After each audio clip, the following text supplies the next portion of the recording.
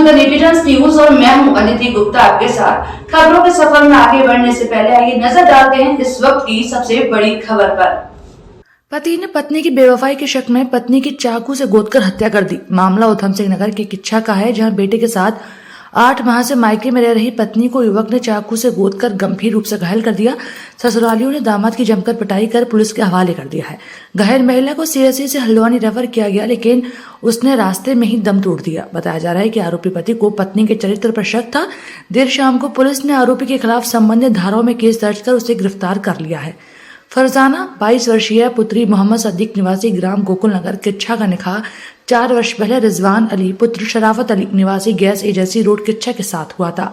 फरजाना और रिजवान के बीच किसी कारण विवाद चल रहा था, जिसके चलते फरजाना पिछले 8 माह से अपने मायके में ही रह रही थी। सोमवार को रिजवान अपने ससुराल गोकुल नगर फरजाना से मिलने गया।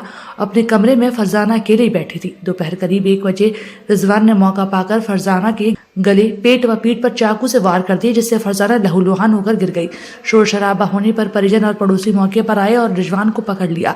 फरजाना को गंभीर हालत में परिजन सीएससी ले गए, जहां से चिकित्सकों ने प्राथमिक उपचार के बाद उसे हायर सेंटर रेफर कर दिया। दोपहर बाद करीब 3:30 बजे शीला तिवारी अस्पताल में उपचार के दौरान ही फरजाना की मौत हो गई। गोपाल सिंह सजवान के साथ स्टेट हेड असद खान की रिपोर्ट।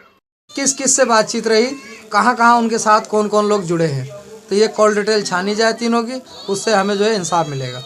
पे थी जो कि मेरी बाहर दुकान है, मैं दुकान की मैं थी, साफ सफाई कर रही थी, तो मैंने देखा यहाँ पे आवाज़ आ रही है चीखने चिल्लाने की। तो मैं जब आई तो मैंने देखा कि जो इनकी बड़ी सिस्टर है वो बहुत रो रही थी। मैंने कि क्या हुआ, तो बोले कि कमरे में इसने उसे वो मार पीट कर रहा है।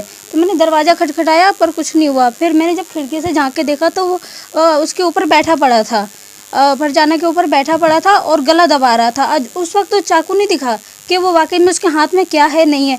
उसके बाद फिर जब धक्का मारने की कोशिश की, दरवाज़ा अंदर से लॉक था, वो दरवाज़ा नहीं खुला। मैंने काफ़ी लात मारने की भी कोशिश की दरवाज़ा, लेकिन फिर भी नहीं वो खुला।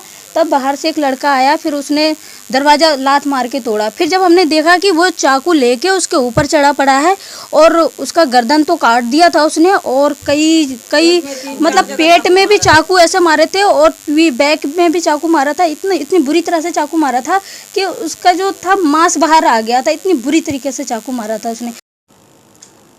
ये आज दिन में हमें सूचना प्राप्त हुई थी कि पीको जो तोक है गोकुल नगर गांव का, उसमें फरजाना नाम की जो महिला रहती थी, उसके पति द्वारा जिसका नाम रिजवान अली है, उसने उसको चाकू मारकर घायल कर दिया है। उस सूचना पर हमारे द्वारा मुकदमा पंजीकृत किया गया था। देर शाम हमें पता चला कि उस महिला की उन चोटों के कारण मृत्यु हो गई है।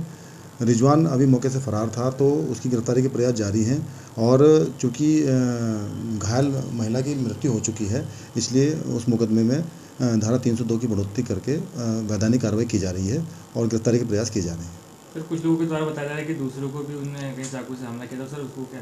हाँ, हमें ये भी सूचना प्राप्त हुई है कि कल रात इस रिजवान अली के द्वारा ही एक अरबाज नाम का लड़का था, उसके साथ इसका झगड़ा किसी बात पे हो गया था। तो उस झगड़े के दौरान इसने उसको भी चाकू मारा है। उसका इलाज भी शीला तिवारी अस्पताल हल्द्वानी में चल रहा है। उसकी तहरीर पर भी हमारे द्वारा मुकदमा पंजीकृत किया जा रहा है। इसके खिलाफ सख्त कानूनी कार्रवाई की जाएगी और इसे बख्शा नहीं जाएगा।